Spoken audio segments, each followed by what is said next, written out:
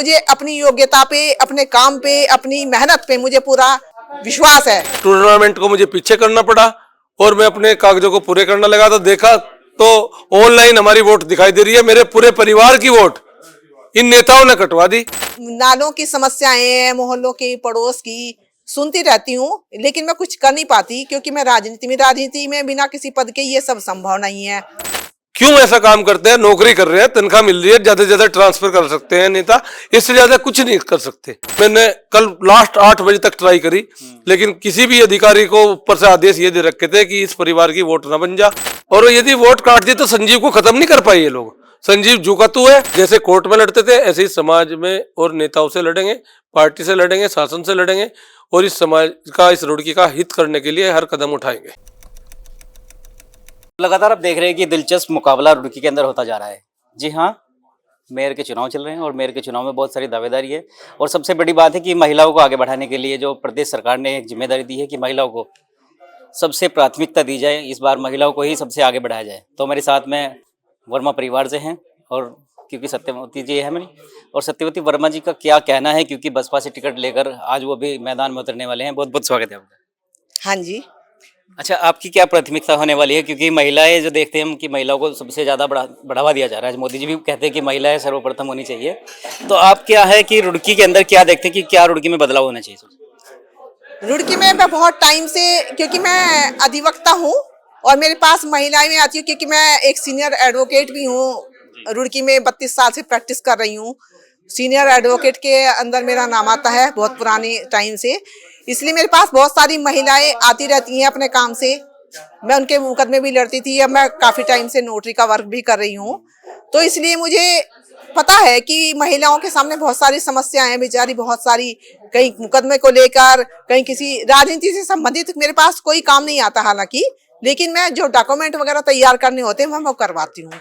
इसलिए मुझे पता है कि महिलाओं के सामने अपनी पारिवारिक परेशानियां हैं, बहुत सारी नालों की समस्याएं हैं, मोहल्लों की, पड़ोस की सुनती रहती हूँ, लेकिन मैं कुछ कर नहीं पाती क्योंकि मैं राजनीति में बिना किसी पद के ये सब संभव नहीं है।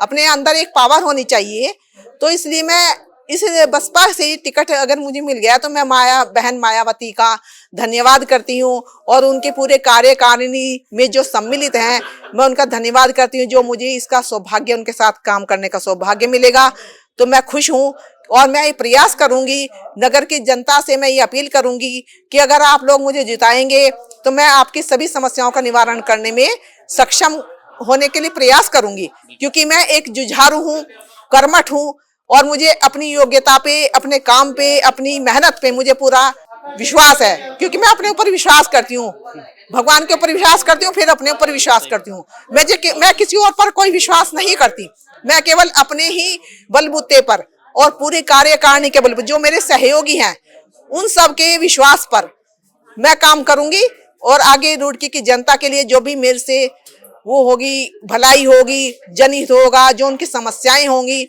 उन सब का मैं निराकरण करने का प्रयास करूंगी। धन्यवाद। बहुत बहुत मेरा सवाल रहेगा क्योंकि अगर पढ़ी लिखी महिला है और आपके जो नेता है वो भी पढ़ा लिखा हो जाए और जिसको वकील की नॉलेज हो, यानी जिसको संविधान की नॉलेज हो, जिसको संविधान पता हो, वो आपके क्षेत्र में आए तो आपके बीच में आए तो कैसा रहेगा? क्योंकि दिलचस्प मुकाबला मैंने कहा था कि होने वाला है रुड़की का, और रुड़की के अंदर बहुत सारी तमाम जानकारियां तो है आपको मिल ही रही है, लेकिन मैं आपको बता दूं कि एडवोकेट संजीव वर्मा जी ने जो एक मिशन चुना है अपना कि रुड़की के अंदर खेल के स्टेडियम होंगे, बच्चों के लिए कुछ नए नए आयाम वो लेकर आएंगे। क्या खेल के प्रति, जैसे संजीव वर्मा जी कह रहे थे कि खेल के लिए स्टेडियम की सुविधा होनी चाहिए, उसके लिए क्या आप बढ़ावा देने वाले? मैं ये कहना चाहूंगी कि अगर हमारे अंदर ये सक्षमता होती है राजनीति के द्वारा, जब एक हमें पावर मिल जाती है, एक पद मिल जाता है, तो हमारे रुड़की क्षेत्र में एक तो अच्छे डॉक्टर्स की, हॉस्पिटल की सुविधाएं होनी चाहिए, क्योंकि मैं यहाँ के डॉक्टर से बिल्कुल भी सेटिस्फाई नहीं हूँ, क्योंकि यहाँ पर बड़े बड़े हॉस्पिटल तो खुल गए हैं लेकिन कोई ईमानदार अच्छे डॉक्टर ये नहीं मिलते कि वहाँ यहाँ की जनता को पहले वो लोग बीमारी की अवस्था में पहले लूट लेते हैं और उनको सजेस्ट नहीं करते हैं, और जब उनकी मृत्यु तक आ जाती है तब उनको एकदम ये कह देते कि इनको कहीं और ले जाओ।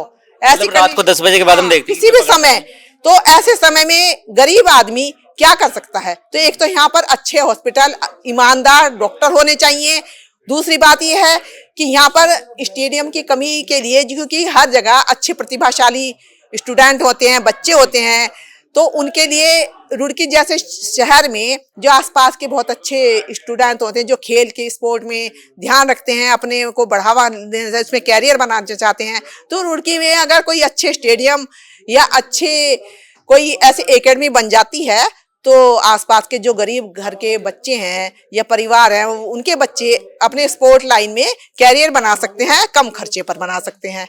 तो मैं चाहूंगी कि हम भी इसमें सहयोग करेंगे ताकि हमारे रुड़की के जो नगर वासियों के जो बच्चे हैं जो स्पोर्ट लाइन में आना चाहते हैं, तो अच्छा सा यहाँ पर एक स्टेडियम एकेडमी बने और उसमें हमारे जो बच्चे अपने अच्छे से स्पोर्ट लाइन में भी कैरियर बना सके। तो इसके लिए हम हमेशा प्रयास करेंगे। बहुत जगह हम देख रहे थे कि रुड़की स्मार्ट सिटी, क्या रुड़की आपको लगता है स्मार्ट सिटी है? अभी स्मार्ट सिटी नहीं हुआ है, लेकिन केवल अब ये एडवर्टाइजमेंट ही है। स्मार्ट सिटी बनने में बहुत टाइम लगेगा, इसके लिए बहुत प्रयास करना पड़ेगा। तो जितना भी हुआ है उससे आगे भी हम बढ़ने की कोशिश करेंगे और जो कमियां हमें नजर आ रही हैं उसको हम पूरा करेंगे। बिल्कुल। तो अभी नॉमिनेशन का टाइम होने वाला है। मैं आपको बता दूं कि सत्यवती जी अभी नॉमिनेशन के लिए जाएंगे और देखते हैं कि क्या दिलचस्प मुकाबला रुड़की शहर के अंदर होने वाला है, क्योंकि बहुत सारी महिलाएं इस बार मैदान में है। तो कौन सी महिला सबसे ज्यादा प्राथमिकता जाएगी, किसके पास में होगा कौन सा परचम और बहुमत किसके हाथ में जाने वाला है? तो बसपा से हमारे साथ में उम्मीदवार है सत्यवती जी। तो सत्यवती जी के साथ में अभी इस वक्त हमने एक इंटरव्यू किया है, इसके बाद हम आपको तमाम जानकारी आपको देने वाले हैं क्षेत्र से। जय हिंद, जय भारत, जय उत्तराखंड। तो दावेदार तो लगातार सब ठोक रहे थे, लेकिन सबसे बड़ी बात है कि एडवोकेट संजीव वर्मा का रुख किस ओर गया है। आपने रात देख लिया होगा कि बसपा पार्टी के साथ जुड़े हैं, तो बसपा पार्टी से क्या संदेश जाने वाला है, क्योंकि रुड़की के अंदर आप दिलचस्प मुकाबला इस वक्त देखने वाले हैं, क्योंकि पहली बार ऐसा कोई मुकाबला होने जा रहा है जो पहले धरातल पर नहीं हुआ। वर्मा जी, किस तरह से आप चाहेंगे कि इस लड़ाई को लड़ा जाए? मुझे बड़े गुस्से में था कल मैं, 2 दिन से मैं वोट बनवाने के चक्कर में था और क्रिकेट टूर्नामेंट की वजह से मैं बिजी था। उससे पहले बारिश की, ईश्वर की कृपा से बारिश हुई और टूर्नामेंट को मुझे पीछे करना पड़ा और मैं अपने कागजों को पूरे करने लगा। तो देखा तो ऑनलाइन हमारी वोट दिखाई दे रही है, मेरे पूरे परिवार की वोट इन नेताओं ने कटवा दी। और गुस्से में मैंने कल लास्ट 8 बजे तक ट्राई करी, लेकिन किसी भी अधिकारी को ऊपर से आदेश ये दे रखे थे कि इस परिवार की वोट ना बन जा। तो देखते हैं, मेरी बड़ी बहन है सत्यवती वर्मा, उसका मैंने पहले ही डिक्लेयर कर रखा था कि अगर जो सपना चुनाव नहीं लड़ने की तो मेरी बड़ी बहन लड़ेगी, और जो जेंट्स होती तो मैं लड़ता, और जो एससी सीट होती तो योगेश को लड़ाता। आप सोचिए कि जब आपकी चुनाव से वोट ही गायब हो जाए तो आपको कैसा लगेगा, कैसा आपके बीतेगा, क्योंकि आप क्या इस देश के नागरिक नहीं है या आप इस क्षेत्र में वोट का अधिकार आप नहीं रखते। ऐसा आखिर ऐसा क्यों हुआ? क्योंकि आप एक अधिवक्ता हैं, आपको तो भली बात पता होगा। ये तो इन भ्रष्टाचारी नेता और वे अधिकारी जो नेताओं के गुलाम बन के रह रहे हैं, उनकी गलती है। क्यों ऐसा काम करते हैं? नौकरी कर रहे हैं, तनख्वाह मिल रही है, ज्यादा से ज्यादा ट्रांसफर कर सकते हैं नेता, इससे ज्यादा कुछ नहीं कर सकते। लेकिन न जाने क्यों कुछ चापलूस लोग हैं, और यदि वोट काट दिए तो संजीव को खत्म नहीं कर पाए ये लोग। संजीव जुकातू है और आज उसकी बड़ी बहन जो बिल्कुल एक ईमानदार 32 साल से रुड़की में वकालत कर रही है, नोटरी है सत्यवती वर्मा के नाम से, उसकी पहचान है। और मेरे ख्याल में पूरा अधिवक्ता समाज हरिद्वार जिले का उसे जानता है और उसके साथ खड़ा मिलेगा। और बहुजन समाज पार्टी जो है वो हम उनके आभारी हैं कि उन्होंने हमारी इन परिस्थितियों में साथ दिया और हम हमेशा उनके साथ खड़े मिलेंगे। वर्मा जी, निर्दलीय से बहुजन में जाने का क्या निर्णय ऐसा क्यों आपने ले लिया? ये बीजेपी की देन है, क्योंकि बीजेपी वाले सोच रहे थे कि हम जो चाहेंगे वो होगा, और पैसों के बलबूते पे शायद उन्होंने टिकट दिया। वे अपने आप को होशियार समझते और डरे हुए थे कि यदि संजीव वर्मा आ गया तो हमारी जड़ों में मट्ठा छिटक देगा। अभी हम देख रहे हैं कि बहुत सारी बगावतें आज छिड़ने वाली है रुड़की के अंदर। कुछ कांग्रेस वाले जिनको नहीं मिला वो भी बगावत में, जो भाजपा वाले जिनको नहीं मिला वो बगावत में। अभी तो ऐसा भी हो सकता है कि जो कांग्रेस में लड़ रहा है वो बीजेपी में आ जाए जीतने के बाद। बहुत कुछ होने वाला है, क्योंकि उन्हें तो अपना स्वार्थ पूरा करना है। मैं स्वार्थ के लिए राजनीति नहीं कर रहा, ना मैं जीतने के बाद किसी पार्टी से जुड़ रहा। मैं पहले जुड़ा हूं, डंके की चोट पे जुड़ रहा हूं और रहूंगा साथ में, और दिखाऊंगा काम करके। इस जिले में एक छवि बनाऊंगा कि मेयर हो तो ऐसा हो। तो रुड़की में पहली बार एक ऐसी महिला उतरने वाली है जो मैदान में, क्योंकि जो महिलाओं के मान सम्मान के लिए बात करेगी। मान सम्मान के लिए नहीं, पढ़ी लिखी है, एजुकेशन के सर्टिफिकेट लेंगे, देख लेंगे। एक अधिवक्ता है 32 साल से, कोई गृहिणी तो इसके साथ साथ एक अधिवक्ता भी है, और आज तक उस पर कोई वो नहीं है आरोप या कागजी लड़ाई लड़ना भी जानती है, पहले ही आपने सेट कर दिया मामला। वो तो कोर्ट में जो बोलना जानती है। जब हम लोगों को इंसाफ दिलाते हैं तो शहर को इंसाफ नहीं दिलाते सकते। इस शहर का वकालतनामा लगा रहे हैं हम दोनों बहन भाई, और हम इस शहर के लिए हर जगह हर परिस्थिति में लड़ेंगे। जब जैसे कोर्ट में लड़ते थे ऐसे ही समाज में और नेताओं से लड़ेंगे, पार्टी से लड़ेंगे, शासन से लड़ेंगे, और इस समाज का, इस रुड़की का हित करने के लिए हर कदम उठाएंगे। आपने कहा था रुड़की का सपना सच करने वाले हम लोग, तो रुड़की का सपना तो पूरा हो गई। अरे पहले सपना आ रही थी, अब सत्य की तरह सत्यावती वर्मा आ रही है। अब सत्यवादी बात चलेगी। सत्यावादी तो पहले भी चलती।